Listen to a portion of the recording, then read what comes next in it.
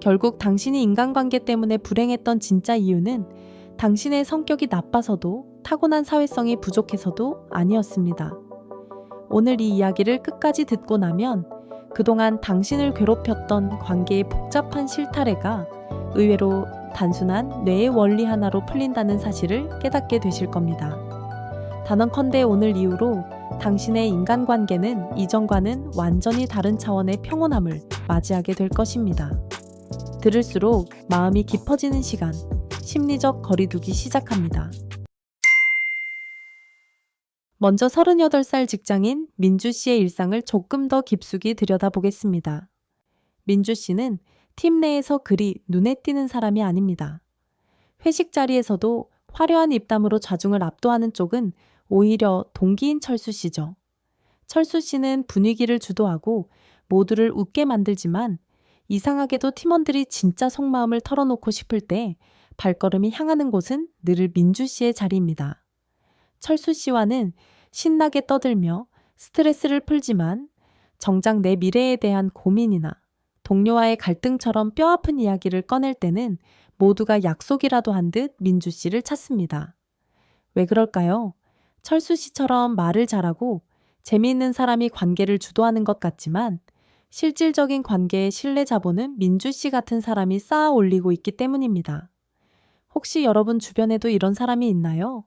딱히 말을 많이 하지도 자신을 화려하게 드러내지도 않는데 유독 사람들이 모여들고 깊은 신뢰를 받는 그런 관계의 고수 말입니다. 그런 사람들을 보며 나도 저렇게 태어났어야 했는데 하고 자책하며 밤잠 설치진 않으셨나요? 하지만 너무 걱정하지 마세요. 사실 주인공 민주 씨도 처음부터 이런 관계의 마스터는 아니었습니다. 몇 년 전까지만 해도 그녀는 전형적인 관계 공포증에 시달리고 있었죠.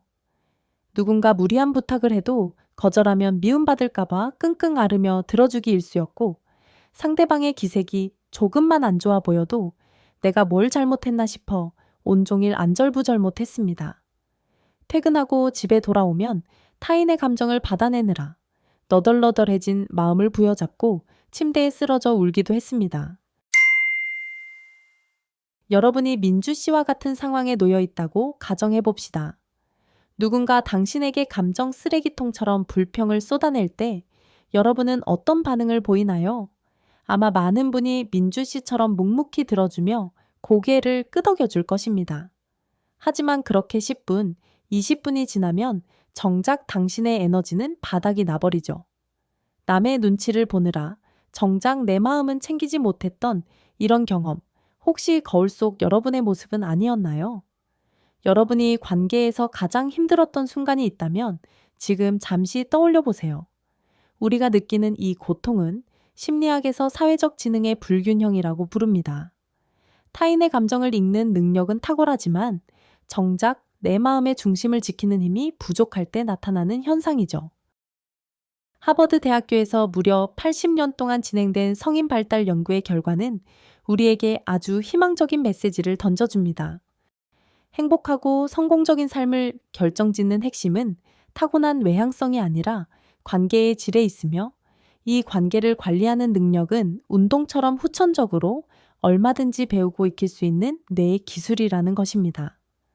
오늘 우리는 민주 씨의 사례를 통해 뇌의 과학이 밝혀낸 관계 천재들의 비밀을 파헤치고 여러분의 인생을 바꿀 구체적인 실천법까지 하나하나 짚어보려 합니다. 민주 씨가 관계의 고수로 거듭난 결정적인 계기는 인간관계가 많이 말하는 것이 아니라 적절한 경계를 만드는 것이라는 사실을 깨달은 순간부터였습니다. 여기서 우리는 진짜 무서운 과학적 사실 하나를 짚고 넘어가야 합니다. 감성지능의 창시자 다니엘 골먼 박사는 인간의 뇌가 서로 연결된 열린 루프 시스템이라고 설명합니다. 이는 옆 사람의 스트레스가 공기를 타고 바이러스처럼 전염된다는 뜻입니다. 여기서 잠깐 혹시 나는 공감 능력이 낮아서 그런 전염 따위는 안 겪는다고 생각하셨나요? 놀랍게도 결과는 정반대였습니다. 세인트루이스 대학교 연구팀의 실험에 따르면 스트레스 받는 사람의 영상만 봐도 관찰자의 스트레스 호르몬인 코르티솔 수치가 급격히 상승했습니다. 특히 공감 능력이 뛰어나고 배려심 깊은 사람일수록 이 정서적 전염에 훨씬 더 취약하다는 결과가 나왔죠. 저는 처음에 이 데이터를 보고 정말 큰 충격을 받았습니다. 우리가 타인을 배려한답시고 묵묵히 들어주던 그 시간이 사실은 내 뇌세포를 파괴하는 스트레스 호르몬에 무방비로 노출되는 시간이었다는 뜻이니까요. 뇌과학적으로 보면 우리가 타인의 불평을 들을 때 뇌의 통증 센터가 활성화됩니다. 신체적인 매를 맞는 것과 비슷한 고통을 뇌가 느낀다는 것이죠. 하지만 관계의 고수들은 여기서 남다른 뇌의 회로를 사용합니다. 일반적인 사람들이 상대의 슬픔을 내 것처럼 느끼며 함께 감정의 소용돌이에 빠지는 정서적 공감을 할 때 관계 천재들은 뇌의 이성적 판단 부위인 전두엽을 활성화하는 인지적 공감을 사용합니다. 즉, 상대가 슬프다는 사실은 정확히 이해해야 돼 그것을 내 감정과 섞지 않는 냉철한 거리를 유지하는 것이죠. 그들은 마치 마음속에 아주 미세한 필터를 가지고 있는 것과 같습니다. 상대방의 감정 중에서 내가 수용할 수 있는 정보만 걸러내고 유해한 감정 쓰레기는 필터 밖으로 흘려보내는 것입니다. 우리가 흔히 착한 사람이 인간관계를 잘할 거라 믿지만 사실 그 착함이 관계를 망치고 있었다면 믿으시겠습니까? 무조건 수용하고 맞춰주는 태도는 상대방에게 당신을 마음대로 대해도 된다는 잘못된 신호를 줍니다. 진짜 관계의 고수들은 적절한 거절과 자기 주장을 가졌을 때 오히려 더 큰 매력을 발산합니다. 거절은 차가운 벽을 세우는 것이 아니라 내가 건강하게 존재할 수 있는 울타리를 만드는 작업입니다. 울타리가 분명한 집이 방문객에게 더 편안함을 주듯 경계가 분명한 사람 곁에서 타인은 오히려 더 안전함을 느낍니다. 결국 인간관계의 핵심은 나를 얼마나 존중하느냐로 귀결됩니다. 내가 나를 소중히 여기고 경계를 세울 때 비로소 타인도 그 선을 존중하기 시작합니다. 그렇다면 민주 씨가 관계 마스터가 될 수 있었던 구체적인 방법은 무엇일까요? 이제 여러분의 관계를 180도 바꿔줄 5가지 실천 전략을 제안합니다. 가장 먼저 실천해야 할 것은 이른바 2대8 경청의 법칙입니다. 대화의 주인공이 되려 하지 마세요. 내 말은 전체의 20%로 줄이고 상대의 말을 80% 들으십시오. 상대방이 내뱉는 단어 뒤에 숨겨진 감정의 이름을 찾아내는 연습을 하는 것입니다. 정말 억울하고 무기력했겠다처럼 구체적인 감정의 단어를 들려주세요. 해결책은 뇌를 차갑게 만들지만 공감은 뇌를 따뜻하게 녹입니다. 두 번째는 나를 주어로 말하는 나 전달법입니다. 상대방을 비난하는 너 왜 그래? 라는 말 대신 네가 그렇게 말하니 내가 조금 당황스럽고 속상하네 라고 내 상태를 전달하는 것입니다. 세 번째는 침묵의 힘을 활용하는 것입니다. 관계의 고수들은 침묵을 즐깁니다. 침묵은 상대방에게 생각할 시간을 주고 대화의 밀도를 높여줍니다. 네 번째는 매일 3번씩 지금 내 감정이 무엇인지 스스로 이름을 붙여보는 연습을 하세요.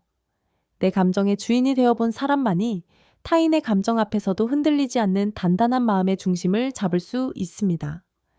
마지막 5번째는 에너지 장부를 작성하는 것입니다. 나를 충전시켜주는 사람들과의 시간을 10%만 더 늘려보세요. 오늘 우리가 나눈 이야기의 핵심은 결국 하나입니다. 인간관계는 타고난 성격이 아니라 나를 존중하며 타인과 공명하는 뇌의 기술이라는 것입니다. 지금 당장 할 수 있는 가장 작은 행동부터 시작해 봅시다. 오늘 저녁 여러분의 일기장에 오늘 내가 느낀 감정 3가지만 적어보는 건 어떨까요?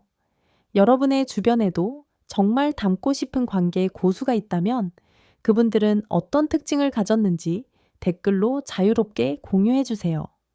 그 작은 기록이 누군가에겐 관계의 늪에서 빠져나올 생존의 무기가 될 수 있습니다. 지금까지 나 자신과 세상을 더 깊이 이해해야 하는 시간, 심리적 거리두기였습니다.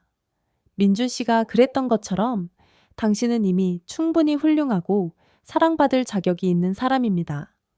관계 때문에 눈물 흘렸던 그 밤들이 결코 헛되지 않았음을, 그 상처가 결국 타인을 품는 깊은 바다가 될 것임을 저는 믿습니다. 오늘의 이야기가 당신의 마음의 작은 쉼표가 되었기를 바랍니다. 영상이 도움되셨다면 구독과 좋아요로 여러분의 마음 근육을 함께 키워가요. 긴 시간 함께 해주셔서 진심으로 감사합니다. 당신의 평온한 관계를 언제나 응원합니다.